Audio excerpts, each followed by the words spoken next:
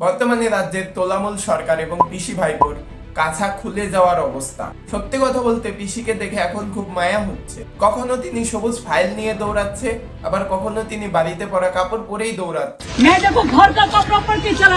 বাংলায় একটা প্রবাদ আছে যে চিরকাল কাহারও সমানও নাহি যায়, আজ যে রাজা ধীরাজ কাল সে ভিক্ষা চায়। বাংলার মানুষ আপনাদের সরকারে এনেছিল বাংলার উন্নতির জন্য, কিন্তু আপনারা উল্টে কি করছেন? রেশন দুর্নীতি হচ্ছে, কয়লা দুর্নীতি হচ্ছে, শিক্ষা দুর্নীতি হচ্ছে, ছোট ছোট বাচ্চা মেয়েদের ধর্ষণ হচ্ছে, মারামারি তাণ্ডব তো লেগেই আছে। কিন্তু আপনি এবং আপনার প্রশাসন একদম চুপ। আর ভোট এলেই মন্দিরে গিয়ে পুজো দিয়ে, মসজিদে গিয়ে নামাজ পড়ে আপনারা ভোট ক্যাপচার করার চেষ্টা করেন। চাকরির কথা বললেই বলেন যে চপ ঘুগনি বিক্রি করুন, ওপরে ভগবান আছে, নিচে জনগণ আছে।